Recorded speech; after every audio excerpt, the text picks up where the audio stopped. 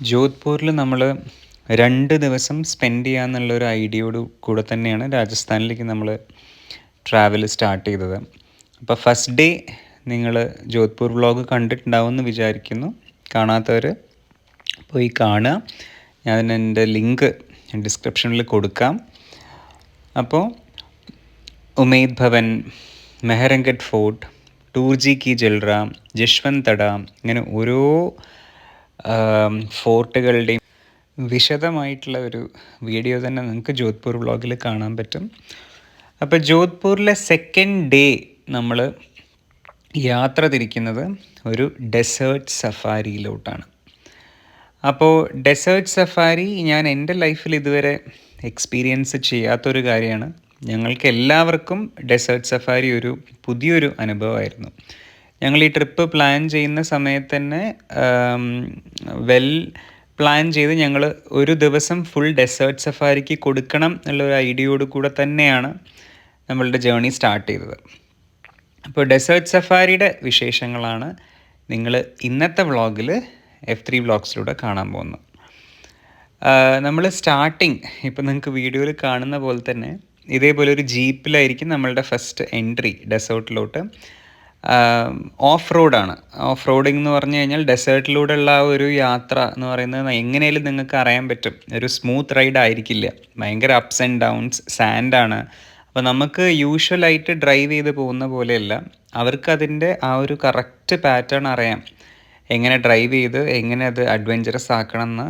അത് അഡ്വഞ്ചറസ് ആക്കാൻ ഈസിയുമാണ്, കാരണം ഡെസേർട്ടിലുള്ള ഒരു സഫാരിയാണ്. സോ വളരെ ഇൻട്രസ്റ്റിംഗ് ആണ്. ആ കാഴ്ചകളിലോട്ട് നമുക്കൊന്ന് കടക്കാം.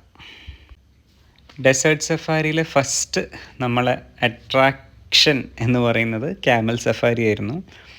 അപ്പോൾ അമ്മയും അച്ഛനുമാണ് ഭയങ്കര എക്സൈറ്റഡ് ആണ്.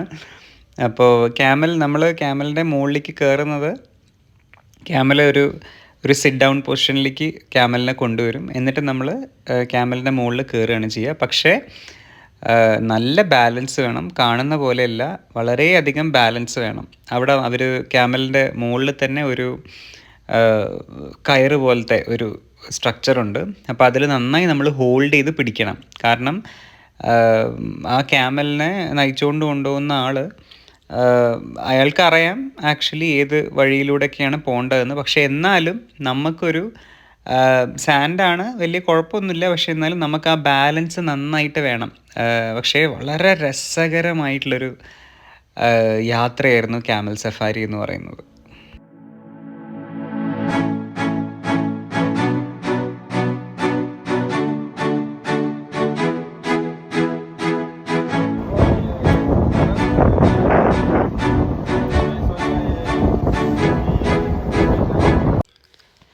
ക്യാമൽ സഫാരിക്ക് ശേഷം ഒരുപാട് ആക്ടിവിറ്റീസ് ഉണ്ട്. അന്നൊരു ഫുൾ ഡേ നമുക്ക് ഡെസേർട്ടിൽ തന്നെയാണ്. ക്യാമൽ സഫാരി മാത്രമല്ല, ഇത് കഴിഞ്ഞ് നമുക്ക് ഇനിയൊരു ഓഫ് റോഡ്, ഒരു ജീപ്പ് ഓഫ് റോഡിങ് ഉണ്ട്. അത് കഴിഞ്ഞിട്ട് നമുക്ക് നൈറ്റ് അവരൊരു ഡാൻസ് ഫോം നമുക്ക് വേണ്ടി ഒരുക്കിയിട്ടുണ്ട്. അപ്പോൾ എല്ലാ കാഴ്ചകളിലേക്ക് നമുക്കൊന്ന് പോവാം. ഇപ്പോൾ നമ്മൾ ആക്ച്വലി പോകുന്നത് ഒരു റിലാക്സിങ് പോയിൻറ്റിലേക്കാണ്. അവർ നമ്മളുടെ ഒരു ജീപ്പ് സഫാരി ജസ്റ്റ് ഒരു ഹൈ എലിവേഷനിൽ കൊണ്ടു നിർത്തും. അപ്പോൾ അതിലേക്ക് നമ്മൾ മണലിലൂടെ കയറണം. നല്ല ഇൻട്രസ്റ്റിംഗ് ആണ് കേട്ടോ. നല്ല ഫോട്ടോസ് എടുക്കാം.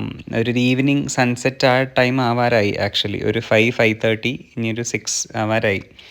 അപ്പോൾ എല്ലാവർക്കും ആ ഒരു എലിവേഷനിൽ കയറി ആ ഒരു ടോപ്പ് പോയിൻറ്റിലെത്തി കുറേ ഫോട്ടോസും കാര്യങ്ങളും, പിന്നെ മണലിൽ അത്യാവശ്യം നമ്മൾക്ക് നമ്മളുടേതായിട്ടുള്ള ഫൺ ആക്ടിവിറ്റീസൊക്കെ ചെയ്യാം. അങ്ങനെ ഒരു റിലാക്സ് ചെയ്യാവുന്ന ഒരു പോയിൻറ്റ്. നമ്മളിങ്ങനെ കുറേ വലിയ അഡൾട്ട്സായിട്ടും ബാല്യത്തിലോട്ട് തിരിച്ചു പോകാമെന്ന് പറയില്ല. അപ്പോൾ ആ ഒരു ഫണ്ണൊക്കെ ആയിരുന്നു നമുക്ക്.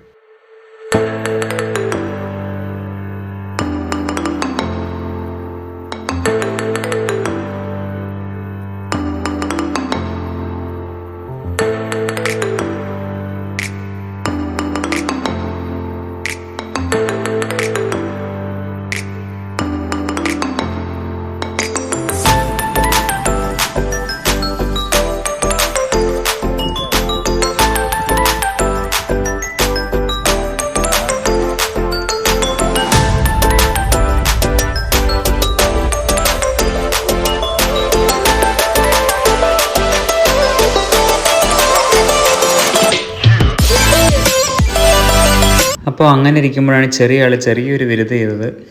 മണലെല്ലാം എടുത്തിട്ട് അവൾ ഫുൾ വായിലിട്ടു. പിന്നെ അത് കഴുകി കളയാൻ ഞങ്ങൾ പെട്ട പാട് പറയാതിരിക്കുകയാണ് ഭേദം. അപ്പോൾ ജോധ്പൂരിലെ ഡെസേർട്ട് ഡേ ഹാഫ് ആയിട്ടേ ഉള്ളൂ. ഇനി നമ്മൾ ഈവനിങ്ങിലോട്ട് കിടക്കുകയാണ്. അപ്പോൾ ഈവനിങ്ങും നമുക്ക് ഒരുപാട് വിസ്മയകരമായ കാഴ്ചകൾ വെയിറ്റിംഗ് ആണ്. അത് ഞാൻ നമ്മളുടെ സഫാരി 2 വ്ളോഗായിട്ടാണ് ചെയ്യാൻ ഉദ്ദേശിക്കുന്നത്. അപ്പോൾ അടുത്ത വ്ളോഗിൽ ഈവനിങ് കാഴ്ചകൾ നമ്മൾ കാണുന്നതായിരിക്കും. ഓക്കെ, അപ്പോൾ എല്ലാവർക്കും F3 വ്ളോഗ്സിൻ്റെ വക ഒരു ഗുഡ് ഡേ ആൻഡ് അടുത്ത വ്ളോഗ് വരാനായി സ്റ്റേ ട്യൂൺഡ് ആയിട്ടിരിക്കുക. അപ്പോൾ ഗുഡ് ബൈ.